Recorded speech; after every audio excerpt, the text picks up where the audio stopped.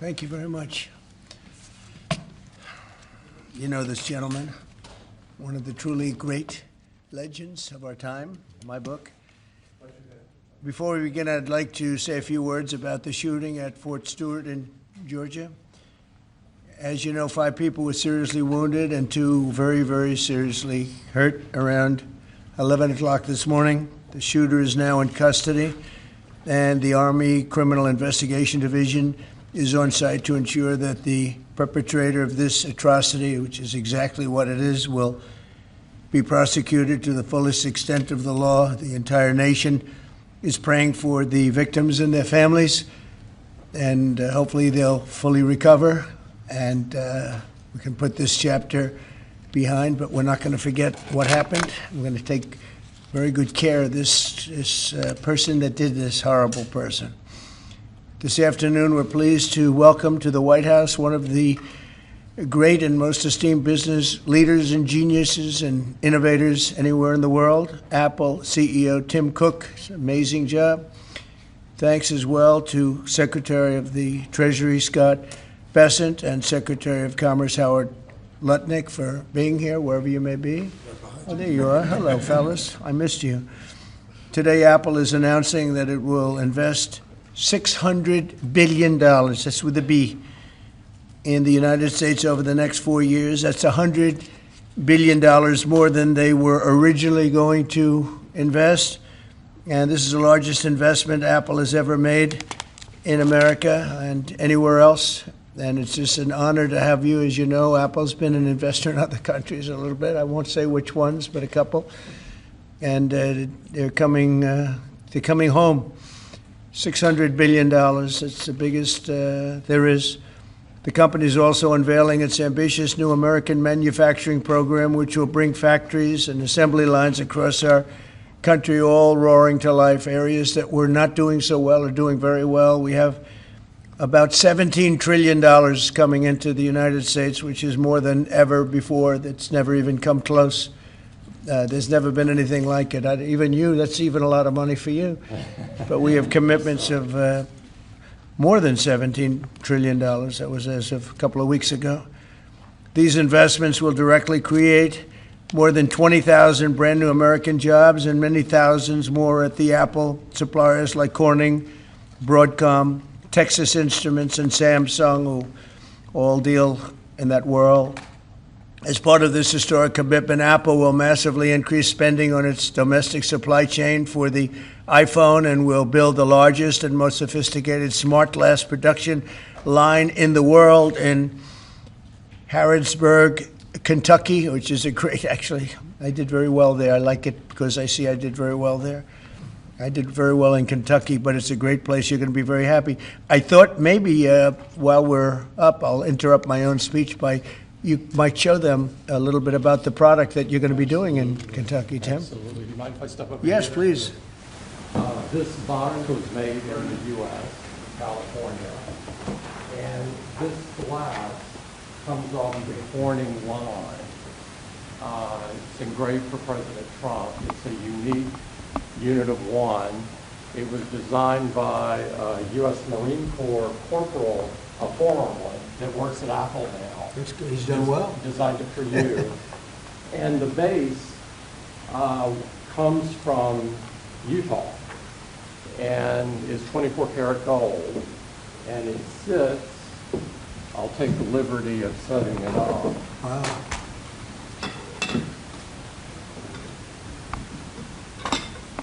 Well, let's see. There we go.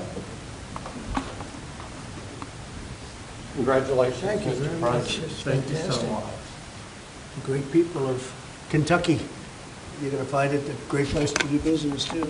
It's fantastic. Isn't that nice? We're doing these things now in the United States instead of other countries, faraway countries.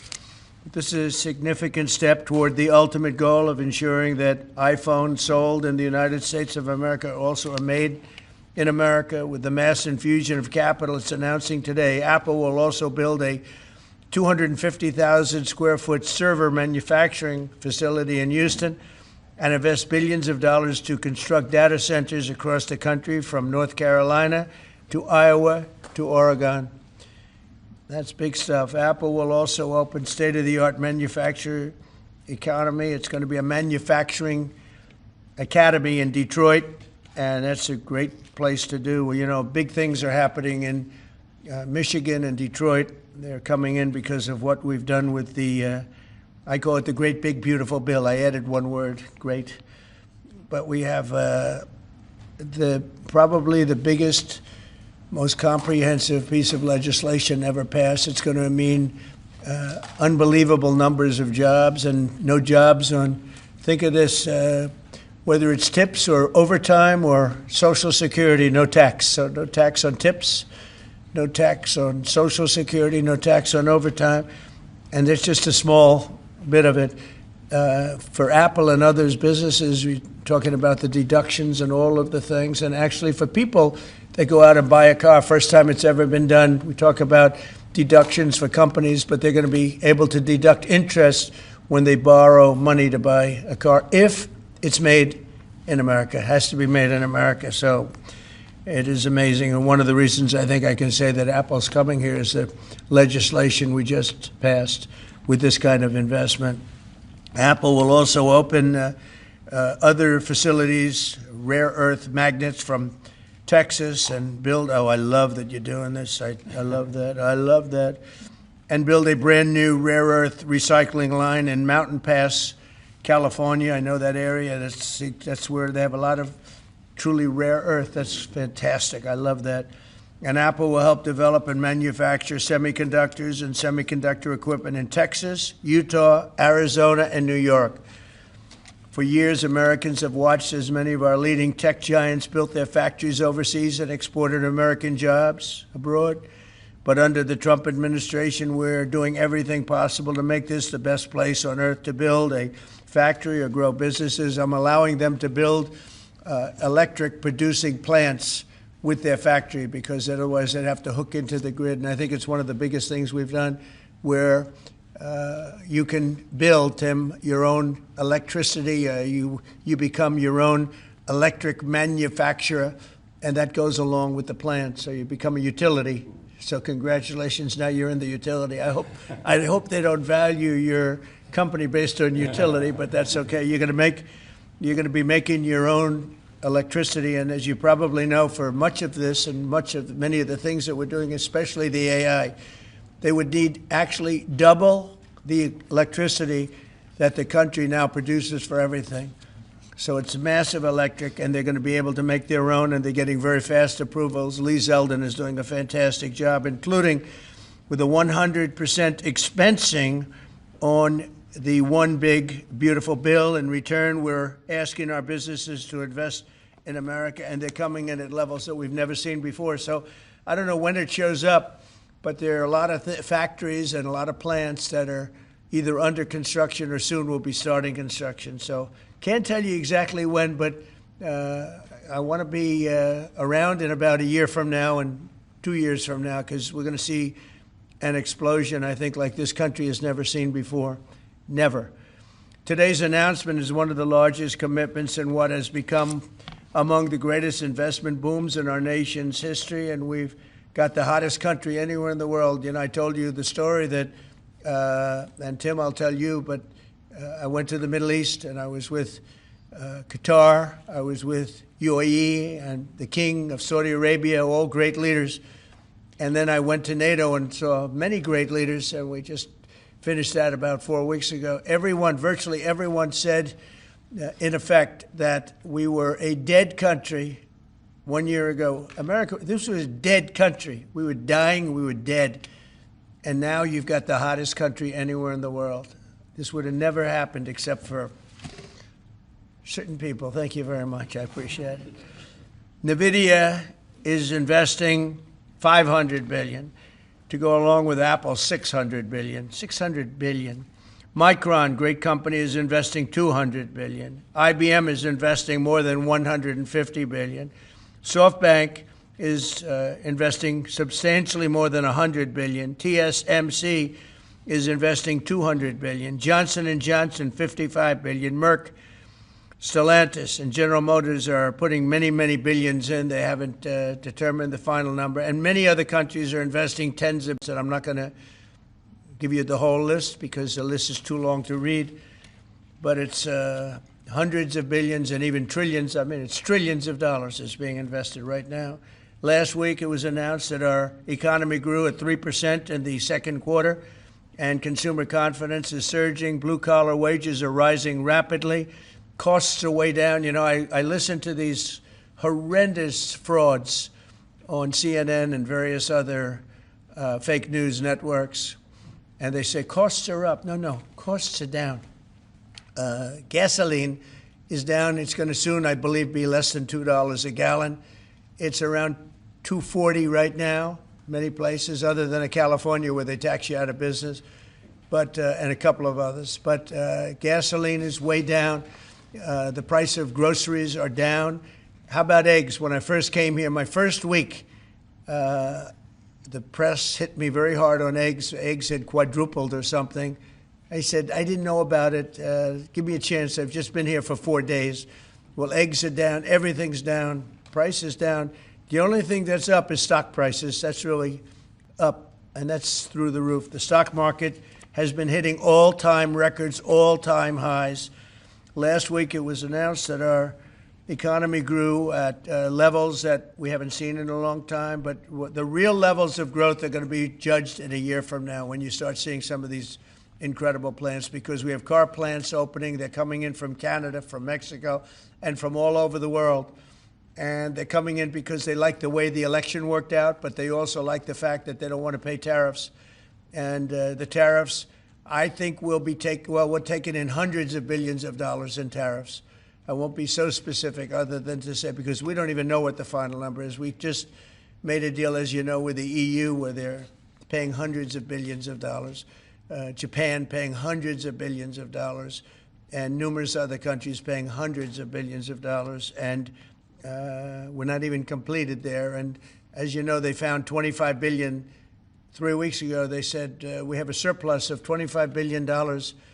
And they said, where did this come from? I said, check the tariffs. And they checked. They said, you're right, that's where it came from. And we've really just started. This is just in its infancy. So we have a great country. We have a country that is going to be very rich. It's a country that we're very proud of, but it's going to be very rich. And it's companies like Apple, they're coming home. They're all coming home. And we want them to come home. They have to come home. We're going to treat them really well. We're going to be putting a very large tariff on chips and semiconductors. But the good news for companies like Apple is if you're building in the United States or have committed to build, without question committed to build in the United States, there will be no charge.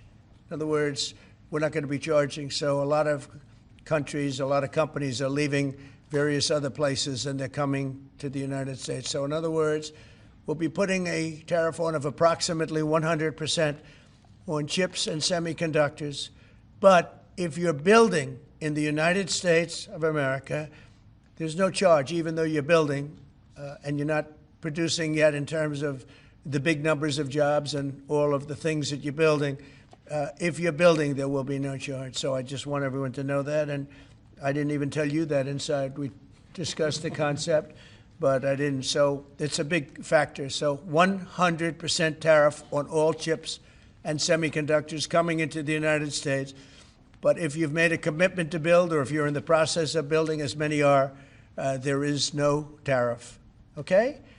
If for some reason you say you're building and you don't build, then we go back and we add it up, it accumulates, and we charge you at a later date. You have to pay, and that's a guarantee. So that's a big statement, and I think the chip companies are all coming back home. They're all coming back. You know, we started with Intel, and gradually Intel was just taken over the coals. They were taken to the cleaners, frankly, and moved to other places, in particular Taiwan. But I think a lot of those companies are coming back, and they're coming back very rapidly. So that's a big statement. 100% tariff. I want to thank you very much. Tim, would you like to say a few words about your company, please? Good afternoon, everyone. Mr. President, thank you very much for having me here today. You've been a great advocate for American innovation and manufacturing, and I'm grateful for your leadership and your commitment. That's a commitment we share at Apple because American innovation is central to everything we do. Our products are designed here, we're hiring and growing here, and we support 450,000 jobs with thousands of suppliers and partners in all 50 states. Earlier this year, we made our largest ever spending commitment, $500 billion to the U.S. over the next 4 years.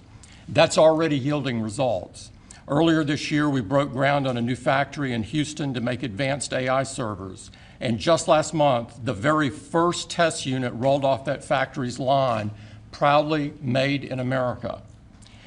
President Trump shared some kind words about that work, but he also asked us to think about what more we could commit to doing.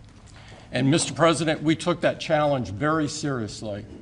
I'm glad to be here with you today, and I'm very proud to say that today we're committing an additional $100 billion to the United States, bringing our total U.S. investment to $600 billion over the next 4 years. As a part of this, we're launching Apple's American Manufacturing Program. It will spur even more production right here in America for critical components used in Apple products all around the world. And we're thrilled to announce that we've already signed new agreements with 10 companies across America to do just that. First, with today's announcements, I'm proud to say that Apple is leading the creation of an end-to-end silicon supply chain right here in America, from design to equipment to wafer production to fabrication to packaging. In Texas, we're working with manufacturers like Texas Instruments, Global Wafers America, and Applied Materials. We're working with Amcor in Arizona and Broadcom and Global Foundries in New York. Thanks to President Trump's vision, and with his help in his first term, we also led the way to bring TSMC to Arizona by committing to be their first and largest customer. Today, they're producing tens of millions of chips for Apple using one of the most advanced process technologies in America today. We're going to keep working with our suppliers to move even more of this incredibly advanced work to America. And this year alone, American manufacturers are on track to make 19 billion chips for Apple in 24 factories across 12 different states. Second, we're committed to buying American-made advanced rare earth magnets developed by MP Materials, which will become part of Apple's devices shipped around the world. MP is the only fully integrated rare earth producer in the United States, and with this partnership, they'll be significantly expanding their flagship facility in Fort Worth, Texas. We're also thrilled to work together on a cutting-edge rare earth recycling line in Mountain Pass, California. And third, in Kentucky, we've worked with our partners at Corning to build the world's largest and most advanced smartphone glass production line. And I'm pleased to announce that very soon, this is for the first time ever, every single new iPhone and every single new Apple Watch sold anywhere in the world will contain cover glass made in Kentucky. In addition to the American Manufacturing Program, we're also significantly growing our investments in AI, including expanding data center capacity in North Carolina, in Nevada, in Iowa, in Arizona, and Oregon.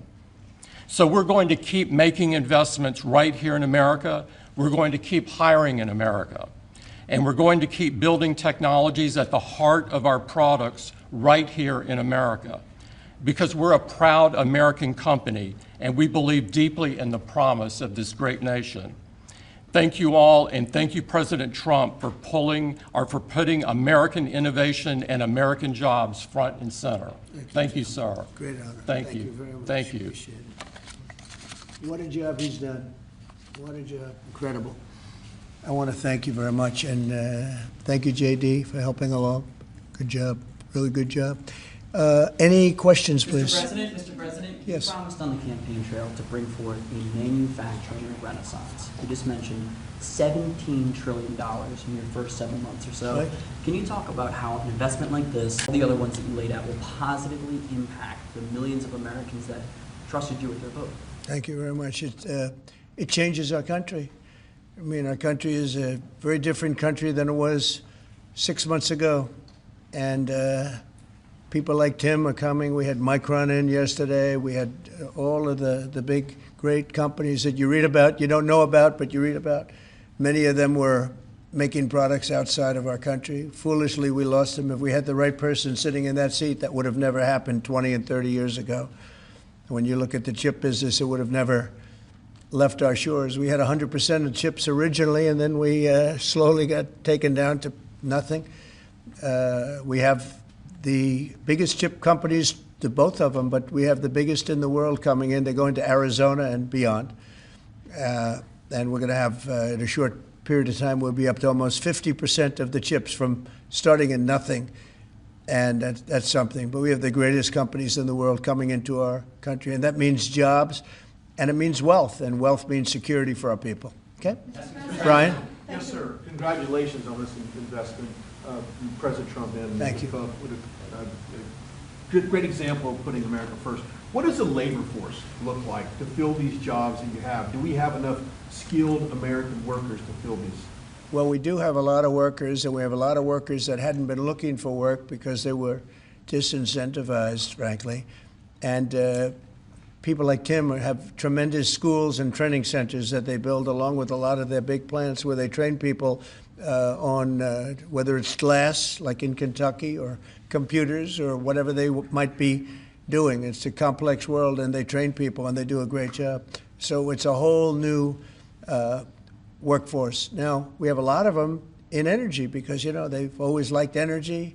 As you know, coal has opened up and opened up big. We brought it back and brought it back in a very large way. You know, China's right now building 58 coal-fired plants, 58 big ones. And here we were saying we don't take coal. We have more coal than anybody else in the world. We have more oil and gas than anybody else in the world. But we have tremendous energy jobs, and the energy, as you know, we're booming with energy. And that's why the gasoline prices are down. Costs are down. I just hope when they watch these shows, I watch this, I won't use names because I just make them better known, that nobody knows who they are. But I watch this group of people on CNN and MSDNC too, the same thing, where they say, well, costs have gone up. Costs haven't gone up, they've gone down. I'm telling you, the thing that's gone up is stock prices, and success of our country. Our country is really, really doing well, successful. Yes, ma'am? Yes, Mr. President, have Putin and Zelensky agreed to a summit yet? And where and when would that be? Well, there's a very good prospect that they will. And we haven't determined where, but we had some very good talks with President Putin today. And there's a very good chance that we could be ending the end of that road. That road was long and continues to be long, but there's a good chance that there will be a meeting very soon. How close do you think you are to a deal? Excuse me? How close do you think you are to some kind of deal? Well, I don't want to say. I've been disappointed before with this one. You know, we've solved 5 wars, plus add to that Iran, where we wiped out their nuclear capacity for weapons. They would have had a weapon within 2 months, maybe less, and that was totally obliterated. It turned out it was a total obliteration, and the pilots and the people that did that job are really, we have the greatest armed forces in the world, but that was really something. In fact, there's a model of the plane right there. So, you got to bring that up, Susie. We have to see that. Look at this. This was just given to me. You know, we ordered brand new B-2 bombers. This is a plane that over a period of 36 hours of constant flying. Look at this. So this is the brand new one they just ordered. Similar, but actually quite different. It's new and enhanced. It's an amazing machine. It went 36 hours. We had 52 tankers up in the air loading up our planes because this was surrounded by F-22s and F-35s, and it was flawless. Tim. Even you would say it was flawless. And every one of those bombs hit their target. And then we had Tomahawks shot in from a submarine 300 miles away, and they hit every single Tomahawk hit its target. It was amazing. And that was a big threat. That was a nuclear threat. And here's the new one that we just ordered, a large number of them. I'll put it up. Mr. President, what was the breakthrough today? Did Vladimir Putin make some kind of concession that he hasn't been willing to make before? I don't call it a breakthrough. I mean, we've been working on this a long time. There are thousands of young people dying, mostly soldiers, but also, missiles being hit into Kiev and other places.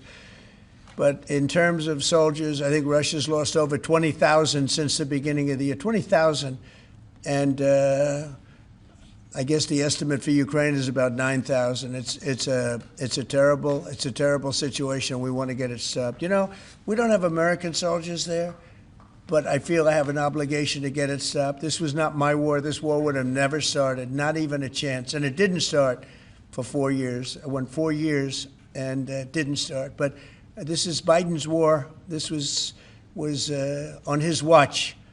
And, it's funny, we had no land was taken from Trump. It was taken from Bush. It was taken from Biden. The whole thing they would take from Biden if it weren't for us.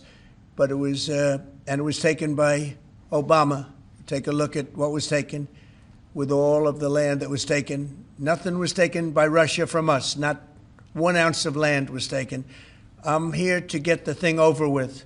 It would have never started if I were president, and we're here to get it stopped and get the death stopped. Yeah, please. Mr. President, in the past, you said you would know if Putin was tapping you along. What gives you any confidence that he is or isn't doing that this time around? Can't answer the question yet. I'll tell you in a matter of weeks, maybe less. But we've made a lot of progress. And as you know, we put a 50% tariff on India on oil. They're the second largest. They're very close to China in terms of the purchase of oil from Russia. But so I don't know if that had anything to do with it. But we've had very productive talks today. Yes, ma'am? President Trump, on federalizing D.C., are you considering taking over the D.C. police? Is that an option on the table? We're considering it, yeah, because the crime is ridiculous. I could show you a chart comparing D.C. to other locations, and you're not going to want to see what it looks like. It was just up on television, actually. They were showing it. Now, we want to have a great, safe capital, and we're going to have it. And that includes cleanliness and it includes other things. We have a capital that's very unsafe. We just almost lost a young man, beautiful, handsome guy that got the hell knocked out of him the night before last. And I'm going to call him now. We wanted to give him a little recovery time. We just put a call into him. They're calling back in a little while, but he went through a bad situation, to put it mildly, and there's too much of it. We're gonna do something about it. So whether you call it federalized or what, and that also includes the graffiti that you see, the papers all over the place, the roads that are in bad shape, the medians that are falling down, the median in between roads that's falling down. We're going to beautify the city. We're going to make it beautiful. And what a shame. The rate of crime, the rate of muggings, killings, and everything else, we're not going to let it. And that includes bringing in the National Guard, maybe very quickly, too. And do you want Congress to look at overturning the D.C. Home Rule Act? We're going to look at that. In fact, the lawyers are already studying it. We have to run D.C. This has to be the best-run place in the country, not the worst-run place in the country. And it has so much potential.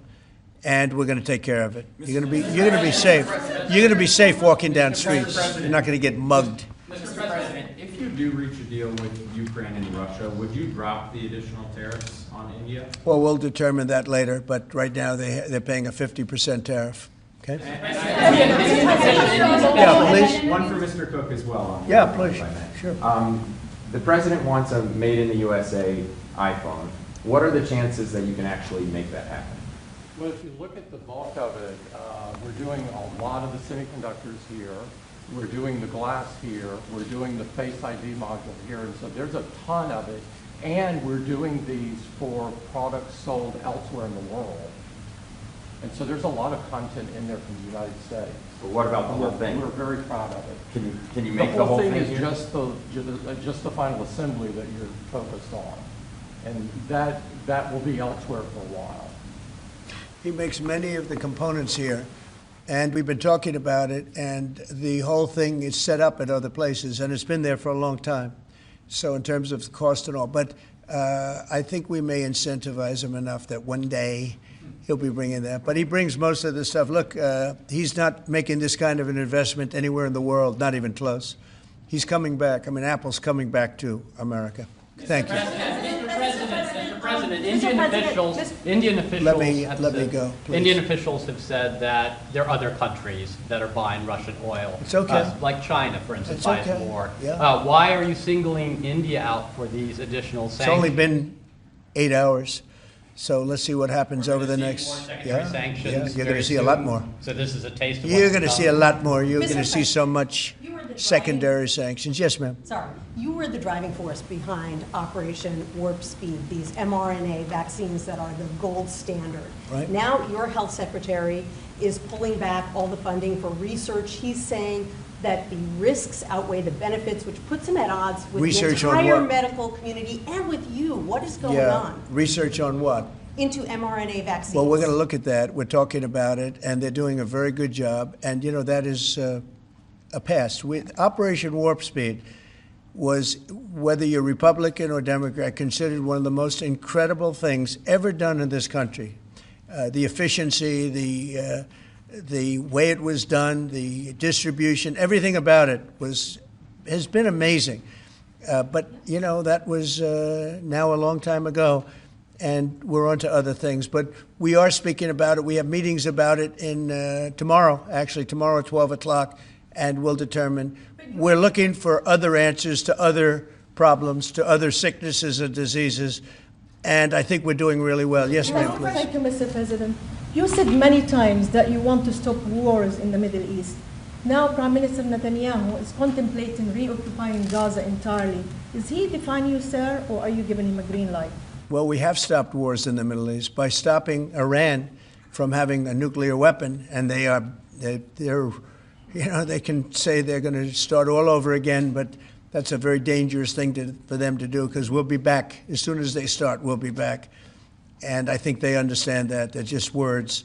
But no, we've stopped a lot of wars in the Middle East. If you think about what we did with Iran, Iran was the perpetrator of hate, a very evil place, and I think it's going to be a lot different in the coming years. Mr. President, on the India penalties, do you have any similar plans to enact more tariffs on China as it relates to their purchases? Could happen. Depends on how we do. Could happen. Brian? Yes, I've got an entertainment-based question for you. A few weeks ago, Stephen Colbert announced that he was leaving his show. Howard Stern announced that him and Sirius XM Radio are parting ways. Do you think the hate Trump business model that's been in the entertainment business is going out of business because it's not popular with the American people? Well, it hasn't worked, and it hasn't worked really for a long time, and I would say pretty much from the beginning. Colbert has no talent. I mean, I could take anybody here. I could go outside on the beautiful streets and pick up a couple of people that do just as well or better. They get higher ratings than he did. He's got no talent. Fallon has no talent. Kimmel has no talent. They're next. They're going to be going. I hear they're going to be going. I don't know, but I would imagine because they get, you know, Colbert has better ratings than Kimmel or Fallon. You know that. Howard Stern, it's a name I haven't heard. I used to do a show, we used to have fun, but I haven't heard that name in a long time. What happened? He got terminated? Yeah, they're going to separate ways because I think what they're offering salary-wise is real low than what he's getting. You know when he went down? Whenever you want. You know when he went down? No, before. When he endorsed Hillary Clinton, he lost his audience. People said, give me a break. He went down when he endorsed Hillary Clinton. Mr. President, Have you talked to Governor Cuomo? Interviewing Fed candidates yet? Yeah, And we've are you started the considering interviewing that? process. Scott and I and Howard, a lot of people, JD, we have some great candidates. It's probably down to 3. He doesn't want the job. He said, do you like this job better? Yes, sir. I mean, he was a candidate, but I don't think he'll take it. Are there I any don't. candidates I really from- don't think he'd take it. Are there Actually, any candidates from Wall Street, Mr. President? Yeah, essentially, we're all from Wall Street, aren't we? You know, when you get right down to it. The term Wall Street. Yeah, please. Yep, you made your tax cuts permanent. You mentioned that the tariffs are bringing in a ton of external revenue. You've opened up markets, the EU, Japan, South Korea, many others, to American goods like we've never seen before. How much growth can we expect in the economy now that this model of yours is sort of beginning to really take off? Well, I think the growth is going to be unprecedented. I think we're going to have growth that's unbelievable. Now, remember, we're building and just starting to build a lot of these incredible plants. We talked about the electric facilities that we're building, the generating plants, electric generating plants are massive, and they're going to be great, and they're going to sell excess electricity into our grid. So we're going to be having much more electricity than we ever had, and those plants are going to be taken care of individually. I know Tim is building one in one of his big factories, but especially for AI because it needs so much electricity. So I appreciate the question very much. I think the growth is going to be unprecedented. Did you have a phone call with Andrew Cuomo? Did you speak to Andrew Cuomo? I haven't. No, I haven't. Mr. President, have you been briefed on what Ghislaine Maxwell told Todd Blanche? No, I haven't.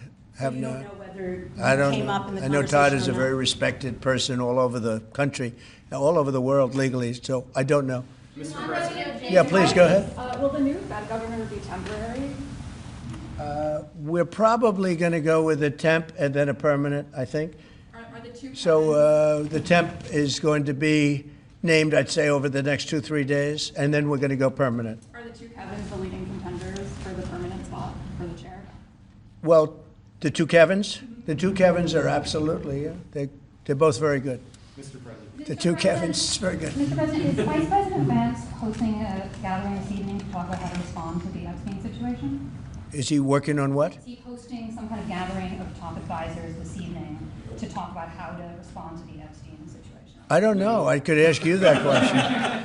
I don't know of it, but I think here's the man right here. I saw it reported today, and it's completely fake news. We're not meeting to talk about the Epstein situation, and I think the reporter who reported it needs to get better sources. Look, the whole thing is a hoax. It's put out by the Democrats because we've had the most successful 6 months in the history of our country, and that's just a way of trying to divert attention to something that's total bullshit. Okay? Yeah, please. A new Gallup poll says that Elon Musk is the most unpopular public figure in the country right now. I'm wondering, do you miss having him around the White House, or is that poll accurate? I don't know if the poll's accurate. I think he's a good person. I think he had a bad moment, really bad moment, but he's a good person. I believe that. President Trump, are you keeping that 10 to 12 day deadline? China is facing potential secondary sanctions for Yeah. Russian oil. Them having that tariff or sanction rather, or not, hinges on what going forward? It may happen. I mean, I don't know. I can't tell you yet, but we did it with India. We're doing it probably with a couple of others. One of them could be China. Yes. Are you keeping that 10 to 12 day deadline that you had given Russia after today's talks? Yeah, we're pretty much getting close to it right now, but we're having very serious talks right now about getting out of Ukraine, getting it settled, getting it ended. Should have never started, would have never started. If I were president, it would have never started. I want to thank Tim Cook. He's a great, great man, a visionary, a businessman, just about every quality he can have other than athleticism. I don't know about that. I'm looking at him. I'm not 100% sure about you. You're a good athlete. I'll bet you're pretty good. I think he's good at everything, but I want to thank you very much, Tim. Thank you, sir. Congratulations. Thank you all very much. Thank you. Thank you, Fred. Thanks, guys. Right here. Cut it out. Thank you, guys. Thanks, everybody. Thank you, Fred. Thanks, guys. Let's go. Let's go. Thank you. Thanks, guys.